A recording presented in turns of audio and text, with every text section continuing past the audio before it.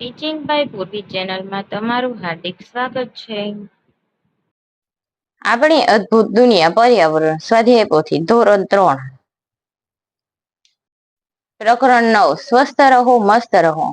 હેતુલક્ષી પ્રશ્ન પહેલું, નીચેના દરેક પ્રશ્નના ઉત્તર માટે આપેલા વિકલ્પોમાંથી સાચો વિકલ્પ શોધી તેનો ક્રમ અક્ષર પ્રશ્નની સામે આપેલ બોક્સમાં લખો.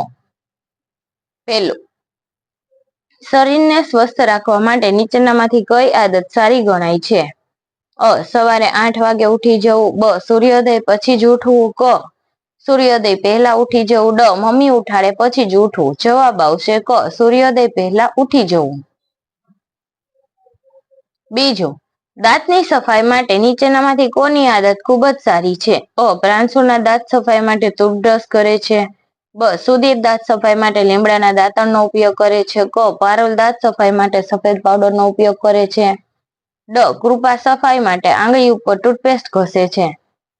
જવાબ આવશે બ. સુદીપ દાંત સફાઈ માટે લીમડાના દાંતણનો ઉપયોગ કરે છે. ત્રીજું, દૈનિક ક્રિયાઓ માટે નીચેનામાંથી શું જરૂરી છે? અ. દિવસમાં 2 વાર દાંત સાફ કરવા જોઈએ. બ.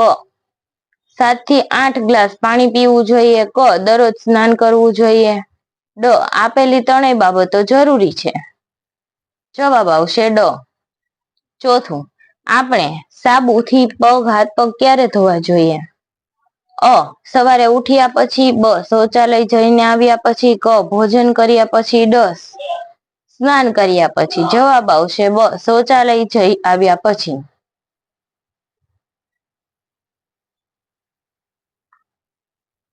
પાંચમું, નીચેનામાંથી કયા ફળના છોતરામાંથી ઘર સફાઈ માટેનું પ્રવાહી બનાવી શકાય છે? અ. નારંગી અને લીંબુના. બ. કેરીના. ડ. ડુંગળીના. ડ. પપૈયાના. જવાબ આવશે અ. નારંગી અને લીંબુના. છઠ્ઠું, જૂના સમયમાં આપણા વડીલો વાળ સાફ કરવા માટે શું વાપરતા હતા? અ. સાબુ. બ. શેમ્પુ. ક. અરીઠા. ડ. ધોવાનો સોડા. જવાબ આવશે ક. અરીઠા. સાતમું, કૂતરા અને બિલાડી જેવા પ્રાણીઓ પોતાના અંગોની સફાઈ કેવી રીતે કરે છે? અ. પૂંછડી વડે. બ. જીભ વડે ચાટીને. ક. આંગળીના 2 પગ વડે. ડ. જમીન પર આળોટીને. જવાબ આવશે બ. જીભ વડે ચાટીને. આઠમું, નીચેનામાંથી કઈ રમત રમતી વખતે દડાને પગ વડે મારવામાં આવે છે? અ. ક્રિકેટ. બ. વોલીબોલ. ક. ટેનિસ. ડ. ફૂટબોલ. જવાબ આવશે ડ. ફૂટબોલ. નવમું, આપણને રમત રમવા માટે નીચેનામાંથી કયું સ્થળ સુરક્ષિત ગણાય છે? અ. જાહેર રસ્તો. બ. કઠેડા વગરનું ધાબુ. ક. જાહેર બગીચો. ડ. સોસાયટીનો પાર્કિંગ વિભાગ. જવાબ આવશે ક. જાહેર બગીચો. 10મું, વ્યાયામ કરવાથી આપણને શો ફાયદો થાય છે? અ. શરીર લચીલું અને સુદૃઢ બને છે. બ. હાડકાં મજબૂત થાય. ક. ખોરાકનું પાચન સારું થાય. ડ. આપેલી બાબતોમાં ફાયદો થાય. ડ. આપેલી ત્રણેય બાબતોમાં ફાયદો થાય. 11મું, નીચેનામાંથી કઈ આદત આપણા શરીરને હાનિ કરતા બની શકે છે? અ. યોગ્ય આહાર લેવો. બ. શૌચક્રિયાને રોકી રાખવી. ક. વ્યાયામ કરવો. ડ. પૂરતી ઊંઘ લેવી. જવાબ આવશે બ. શૌચક્રિયાને રોકી રાખવી. બીજું, યોગ્ય શબ્દ વડે નીચેના વિધાનોની ખાલી જગ્યા પૂરો. અ. પેલું, આપણું શરીર અને મન યોગ્ય રીતે કામ કરી શકે એ માટે આપણે ખાલી જગ્યા રહેવું જોઈએ. સ્વસ્થ. બીજું, આપણે સવારે ઉઠીને અને રાત્રે સૂતા પહેલા ખાલી જગ્યાની સાફ સફાઈ કરવી અવશ્ય બને છે. દાંત. ત્રીજું, વાળ ઓળવા માટે આપણે ખાલી જગ્યાનો ઉપયોગ કરીએ છીએ. કાંસકા.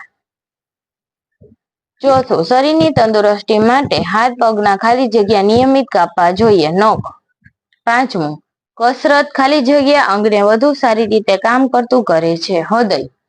છઠ્ઠું, હરપ્રીતના દાદી તેની સાથે ખાલી જગ્યા રમવાનું પસંદ કરે છે. ચેસ. સાતમું, બાળકોએ ખાલી જગ્યા વ્યક્તિઓથી હંમેશા સાવધાન રહેવું. અપરિચિત. આઠમું, દિવસભરના કાર્ય પછી આરામ માટે રાત્રે સારી ખાલી જગ્યા લેવી જરૂરી છે. ઊંઘ. નવમું, પક્ષીઓ ખાલી જગ્યાથી પોતાના શરીરની સફાઈ કરે છે. ચાંચ. 10મું, દાંત સાફ કરવાનો આધુનિક વિચાર ખાલી જગ્યા ભારતીય પરંપરામાંથી આવ્યો છે. દાંતું. 11મો, હરપ્રીતના દાદીને ખાલી જગ્યામાં દુખાવો હોવાથી તે હલનચલન કરી શકતા નથી. ઘૂંટણ. ત્રીજો, નીચેના વિધાનોમાંથી સાચા વિધાનો સામે સાચાની અને ખોટા વિધાનો સામે ખોટાની નિશાની કરો.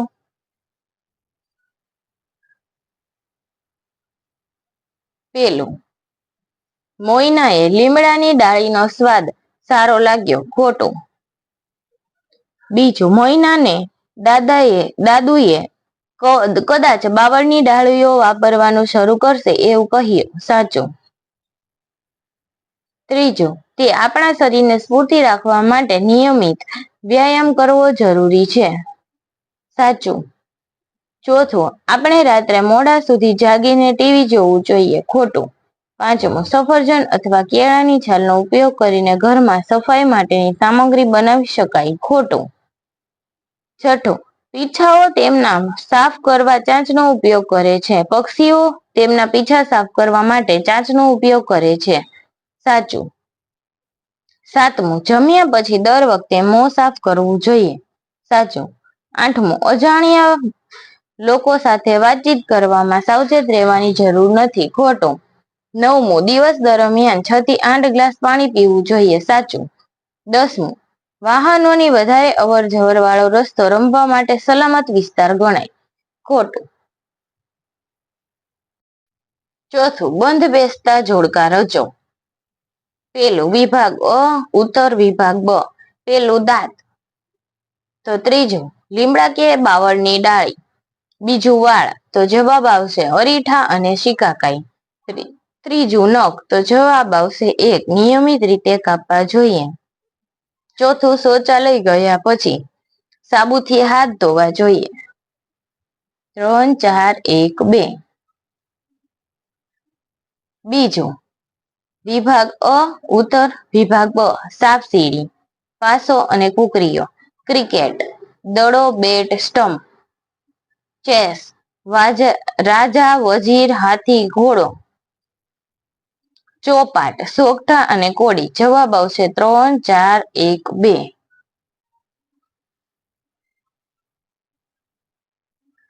પાંચમું, નીચેનામાંથી પ્રશ્નોના ઉત્તર 1-2 વાક્યોમાં આપો. પેલું, મોઈનાના દાદુ તેમના માટે દાંત સાફ કરવા માટે શાનો ઉપયોગ કરે છે?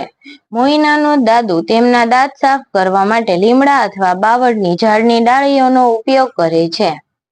બીજું, વાંદરાઓ પોતાના શરીરને જંતુઓથી મુક્ત કેવી રીતે રાખે છે? વાંદરાઓ સાથે બેસીને એકબીજાની માવજત કરે છે અને તે રીતે તેઓ પોતાના શરીરના જંતુઓથી મુક્ત રાખે છે. ત્રીજું, પર્યાવરણને અનુકૂળ હોય તેવું હોમ ક્લીનર બનાવવા માટે કઈ સામગ્રીની જરૂર પડે છે? પર્યાવરણને અનુકૂળ હોય તેવું હોમ ક્લીનર બનાવવા 8 થી 12 નંગ નારંગી અથવા લીંબુની છાલ, 10 નંગ આખા લવિંગ અથવા 2 થી 3 તમાલપત્રો અને આ વસ્તુઓ ડૂબે તેટલી માત્રામાં સફેદ સરકાની જરૂર પડે છે. ચોથું, જો માતા પિતાને તેમના બાળકને શાળાએથી લઈ આવવા માટે કોઈ નવી વ્યક્તિને મોકલવાની જરૂર પડે તો તેઓ શું ઉપાય કરી શકે છે? જો માતા પિતાને તેમના બાળકને શાળાએથી લઈ આવવા માટે કોઈ વ્યક્તિને મોકલવાની જરૂર પડે છે તો તેઓ અગાઉ નક્કી કરેલા પાસવર્ડનો ઉપયોગ કરી શકે છે. પાંચમું, સારી આદતો આપણા શરીરને અને મનને કેવું રાખે છે? સારી આદતો આપણા શરીર અને મનને સ્વસ્થ અને ખુશ રાખે છે. છઠ્ઠું, દિવસ દરમિયાનના કાર્ય પછી શરીરને આરામ માટે શું કરવું જોઈએ? દિવસ દરમિયાનના કાર્ય પછી શરીરને આરામ માટે રાત્રે 8 કલાકની ઊંઘ લેવી જોઈએ. સાતમું, આપણા દાંતની સફાઈ માટે કયા વૃક્ષની ડાળીઓનો દાંતણ તરીકે ઉપયોગ કરી શકાય? આપણા દાંતની સફાઈ માટે લીમડો, કરંજ, બાવળ વગેરે વૃક્ષની ડાળીઓનો દાંતણ તરીકે ઉપયોગ કરી શકાય છે.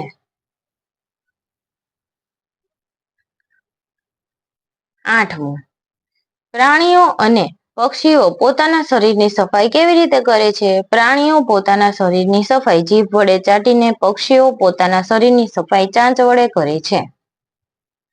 નવમું, ઝડપથી દોડી આવ્યા પછી તમારા શરીર પર શી અસર થાય છે? ઝડપથી દોડીને આવ્યા પછી હું ઝડપી અને ઊંડા શ્વાસ લઉં છું. મારા ગાલ આછા ગુલાબી થાય છે. મારા શરીરમાં ગરમી અનુભવાય છે અને મને પરસેવો થાય છે. 10મું, નખ શા માટે નિયમિત કાપવા જોઈએ? નખને બહુ વધવા દેવાથી તેમાં મેલ ભરાય છે અને ભોજન કરતી વખતે નખનો મેલ પેટમાં જાય છે. પરિણામે હોજરી બગડે છે. તેથી નખ કાપવા નિયમિત છે. 11મું, શરીરને મુખ્યત્વે 3 કયા પ્રકારના વ્યાયામોની જરૂર હોય છે? પહેલું, હૃદય અને શ્વસન અંગોને સુદૃઢ બનાવવા માટેના. બીજું, માંસપેશીઓ અને હાડકાને સુદૃઢ બનાવવા માટેના.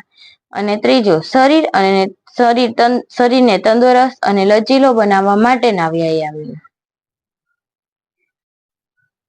નિબંધલક્ષી પ્રશ્નો. ક્વેશ્ચન નંબર 6, નીચેના પ્રશ્નોના ઉત્તર લખો. પહેલું, બાળકોને રમવા માટે સુરક્ષિત કે અસુરક્ષિત હોય તેવા સ્થળના 4 ઉદાહરણ લખો.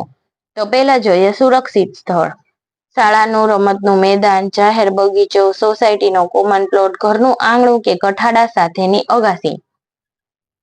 અસુરક્ષિત સ્થળ, વાહનોની વધુ અવરજવર વાળો રસ્તો, બાંધકામ ચાલુ હોય તેવું સ્થળ, ખુલ્લા કુવા, વાવ, ગટર કે તળાવ પાસેની જગ્યા. ચોથું, અવાવરું અથવા જૂના મકાનો.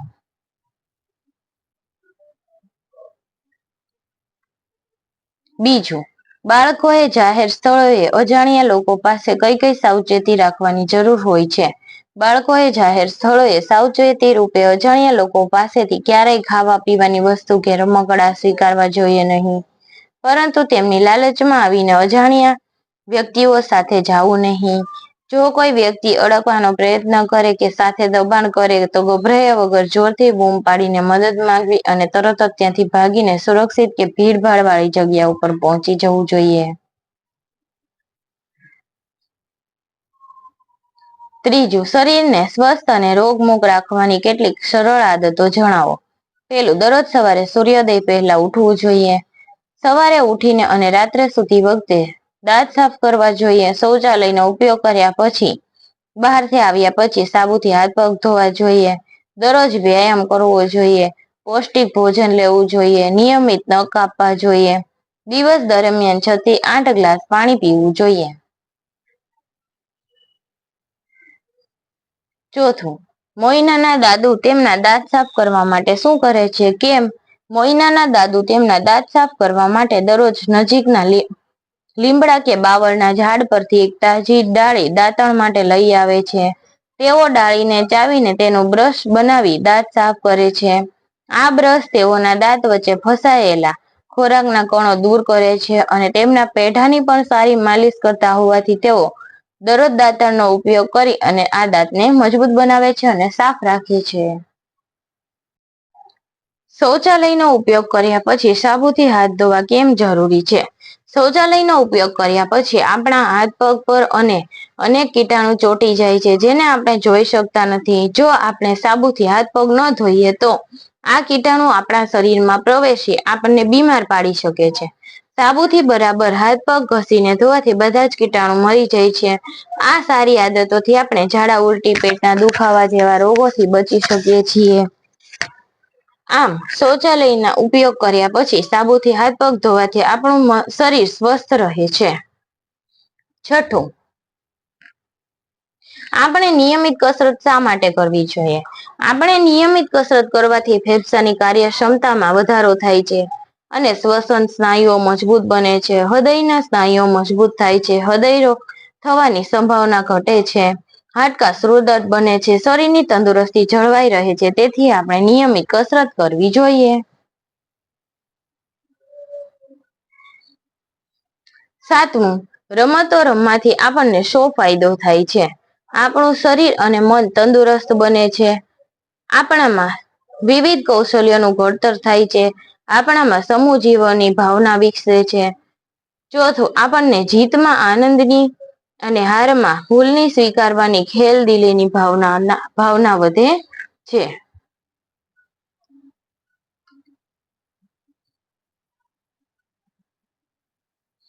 ચલો વ્યક્ત થઈએ. સાતમું, નીચેના પ્રશ્નોના 1-2 વાક્યમાં ઉત્તર લખો. પેલો, શું તમે દિવસમાં 2 વાર દાંત સાફ કરો છો?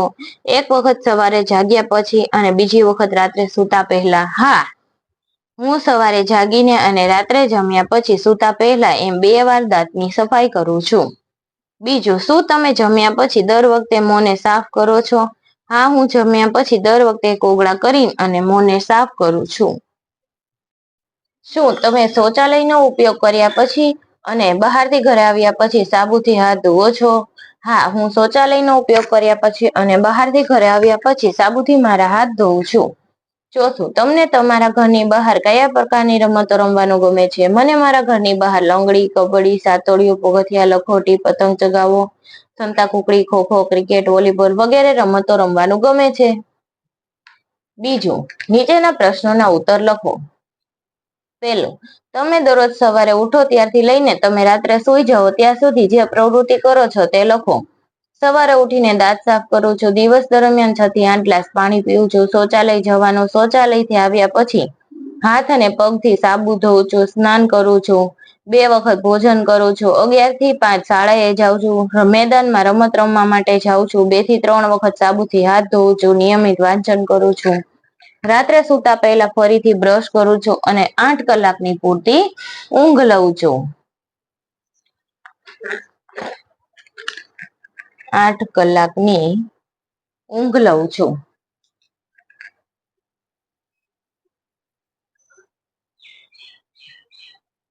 બીજું, તમારા દાદા દાદી અથવા તમારા પડોશમાં કોઈ વડીલને પૂછો કે જ્યારે તેઓ નાના હતા ત્યારે તેમના વાળ, શરીર, કપડાં ધોવા તથા દાંત સાફ કરવા માટે તેઓ શું વાપરતા? શું હાલમાં આ વસ્તુ મળી રહે છે? મારા દાદાજીને મેં ઉપરોક્ત પ્રશ્ન પૂછતા તેઓએ કહ્યું કે શરીર સાફ કરવા ચણાનો લોટ, હળદર, દૂધ વાટકીમાં ભેગું કરી ઉપટન બનાવી તેનો ઉપયોગ કરતા હતા. સ્નાન માટે લીમડાના સાબુનો ઉપયોગ કરતા. માથાના વાળ માટે આમળા, અરીઠા, સિકાકાઈનો ઉપયોગ કરતા. કપડાં ધોવા માટે ધોવાનો સોડા, ચૂલાની રાખ, લાકડાના ધોકાનો ઉપયોગ કરતા. દાંતની સફાઈ માટે લીમડા, કરંજ, બાવળની ડાળીનો ઉપયોગ કરતા હતા. ત્રીજું, તમારી શારીરિક તંદુરસ્તીમાં વધારો કરવા માટે તમે અઠવાડિયામાં ઓછામાં ઓછી 2 વાર પ્રવૃત્તિ કરવા માંગતા હોય તે વિચારો. દોડવાનું, કૂદવાનું, સીડી ચડવાનું અથવા બીજું કંઈ પણ પ્રયાસ હોઈ શકે છે. આ વિશે તમારા મિત્રો સાથે ચર્ચા કરો અને સાથે મળીને આવી પ્રવૃત્તિ કરવાનો પ્રયાસ કરો અને તે વિશે લખો. અમે મિત્રોએ સાથે મળીને ચર્ચા કરતા એ પ્રવૃત્તિ આ પ્રમાણે છે, જેમ કે દોડવું, કૂદવું, સીડી પર ચડવું, ઘરના આંગણાની સફાઈ કરવી, ગામના પાદરમાં આવેલા નાના વૃક્ષો છોડવાને પાણી આપવાનું, મંદિરના ચોકની સમૂહની સફાઈ, ખેતરમાં સાયકલ લીધા વિનાનું જવાનું, મેદાનમાં મોટા ડગલા ભરીને ઝડપથી ચાલવું, 2 મિત્રોએ હાથ પકડીને દોડવું, દોરડા કૂદવા, વિજ્ઞાન દોડ રમવી, ક્રિકેટ રમવું, ખોખો રમવું, દોડ પકડ રમવું વગેરે પ્રવૃત્તિ કરીશું. શોધ કરીને લખો. માંગ્યા મુજબના ઉત્તર લખો. આમના નામ લખવાના છે: ભમરડો, ચોપાટ, સાપ સીડી અને કેરમ. નીચેનામાંથી કયા સ્થળને રમવા માટે સલામત વિસ્તાર ગણવામાં આવે છે? શા માટે અથવા શા માટે નહીં? વાહનોની વધારે અવરજવર વાળો રસ્તો, અસલામત. આ સ્થળે રમવા માટે અસલામત છે, કેમ કે વાહનોની અવરજવર વાળો રસ્તો હોવાથી અકસ્માતનો ભય રહે છે. બગીચો. બગીચો સલામત જગ્યા છે. ઈજા ન પહોંચે તેવા રમત ગમતના સાધનો હોય છે. ઘાસવાળી જમીન હોય છે. આથી બાળકોને રમવા માટેનું સલામત સ્થળ છે. ત્રીજું, શાળાનું મેદાન સલામત. આ શાળાના મેદાનમાં શિક્ષકોની દેખરેખ હેઠળ રમવાનું હોય છે, તેથી બાળકો માટે રમવાનું સ્થળ સલામત છે. ચોથું, કઠેડા વગરની છત. કઠેડા વગરના છત અસલામત છે, કારણ કે ત્યાંથી પડી જવાનો ભય રહે છે, નિરાધાર હોય છે, આથી બાળકો માટે અસલામત હોય છે. પાંચમું, બાંધકામ ચાલુ હોય તે સ્થળ અસલામત. બાંધકામ ચાલતું હોય ત્યાં લોખંડના સળિયા, ઈંટો, પથ્થર વેરવિખેર હોય છે, તેથી બાળકોને વાગી જવાનો ભય રહે છે, તેથી તે અસલામત છે. ત્રીજું, આપેલી પ્રવૃત્તિને તેની બાજુમાં આપેલા આખા દિવસની પ્રવૃત્તિ વર્તુળમાં ગોઠવો. 8 કલાક ઊંઘવા માટે. તો 8 કલાક છે, 8 ખાનામાં ઊંઘવા માટે 2 કલાક, તો 2 ખાના, બ્રશ, શૌચાલય અને સ્નાન માટે 2 કલાક, જમવા માટે 6 કલાક, શાળા શિક્ષક માટે 1 કલાક ગૃહ કાર્ય, 1 કલાક ટીવી, 2 કલાક માતા પિતાને ઘરમાં મદદરૂપ થવા, 1 કલાક રમવા માટે અને 1 કલાક અન્ય પ્રવૃત્તિ માટે. ખાના ગણી જેટલી કલાક આપી છે એટલી કલાક ગણી અને લખતું જવાનું. શું તમે અહીં છુપાયેલી રમત શોધી શકો છો?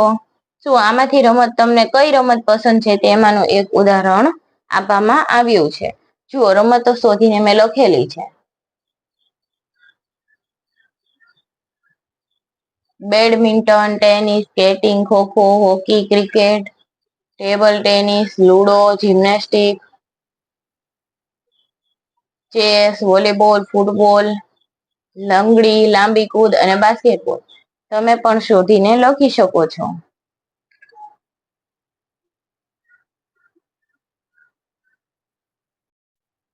મને ઓળખીને મારું નામ લખો.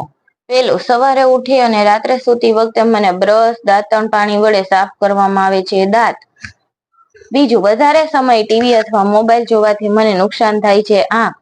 ત્રીજું, વાળને ઓળવા માટે મારો ઉપયોગ થાય છે કાસ્કો. ચોથું, હૃદયને વધુ સારી રીતે કામ કરે છે કસરત. દડાથી રમી શકાય કેટલીક રમતોના નામ જણો છો અને તેમના દડામાં નામ લખો. Cricket, hockey, football, tennis, basketball, volleyball, table tennis, સાંતોળીઓ. આ બધી રમત કેવી છે? દડાથી રમી શકાય તેવી. 9, ચાલો વર્ગીકરણ કરીએ. નીચે આપેલ દડાથી રમાતી રમતો અને દડા વગર રમાતી રમતોનું વર્ગીકરણ કરો. લંગડી, ક્રિકેટ, લખોટી, ludo, volleyball, carrom, basketball, chess, football, hockey, table tennis, પતંગ, પગથિયા, સાતોડિયું, કબડ્ડી અને મારદડી. દડાથી રમાતી રમત: cricket, volleyball, basketball, football, hockey, table tennis, સાતોડિયું અને મારદડી. આ દડાથી રમાતી રમત છે. દડા વગર રમાતી રમત: લખોટી, લંગડી, લૂડો, કેરમ, ચેસ, પતંગ અને પગથિયા અને કબડ્ડી. ચાલો પ્રવૃત્તિઓ કરીએ. પાઠ્યપુસ્તકીય પ્રવૃત્તિ. પેલો, કૂદો, દોડો અને ઠેકડો મારો. બતકની જેમ ચાલો, ડેડકાની જેમ ચાલો, બિલાડીની જેમ ચાલો. તો તમને કઈ ચાલમાં વધુ આનંદ આવ્યો? ડેડકાની જેમ ચાલવામાં.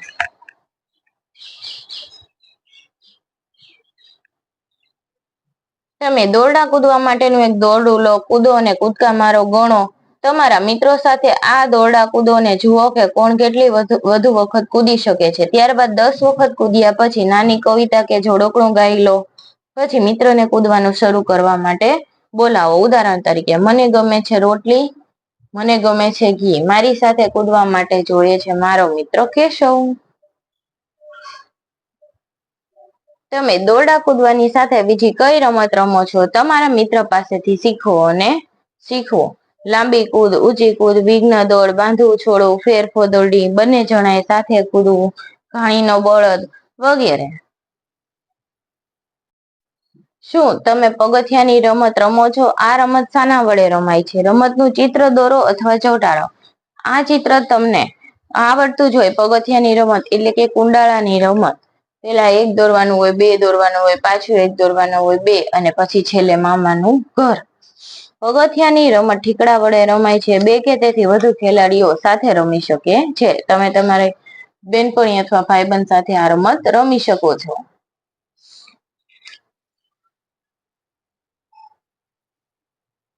નીચે કેટલીક ઇન્ડોર અને આઉટડોર ગેમ આપેલી છે. તેમને ઓળખીને તેમના નામ લખો. ઇન્ડોર રમત ચેસ, આઉટડોર રમત ખોખો, આઉટડોર રમત આંબલી પીપળી અને ઇન્ડોર રમત કેરમ.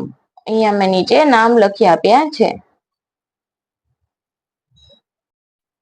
વોટ્સ પ્રશ્નોત્તર. નીચેના દરેક પ્રશ્નના ઉત્તર માટે વિકલ્પોમાંથી સાચો વિકલ્પ શોધી તેનો ક્રમ અક્ષર પ્રશ્નની સામે આપેલ બોક્સમાં લખો. પેલું, શરીરના પોષણ અને વિકાસ માટે શું જરૂરી છે? સમતોલ આહાર. બીજું, આપણને ખોરાકના વિવિધ રસ અને પોષક તત્વો શામાંથી મળે છે? ફળો અને શાકભાજીમાંથી. ત્રીજું, શરીરને સ્વસ્થ અને રોગથી મુક્ત રાખવા માટે શું કરવું જોઈએ? નખ નિયમિત કાપવા જોઈએ. જમતા પહેલા અને જમ્યા પછી હાથ મોં બરાબર સાફ કરવા જોઈએ. શૌચાલય ગયા પછી હાથ પગ સાબુથી ધોવા જોઈએ. ઉપરની ત્રણેય બાબતો કરવી જોઈએ. ચોથું, કેરમની રમતથી શરીરના કયા અંગનું કૌશલ્ય વધુ વિકસે છે? હાથ.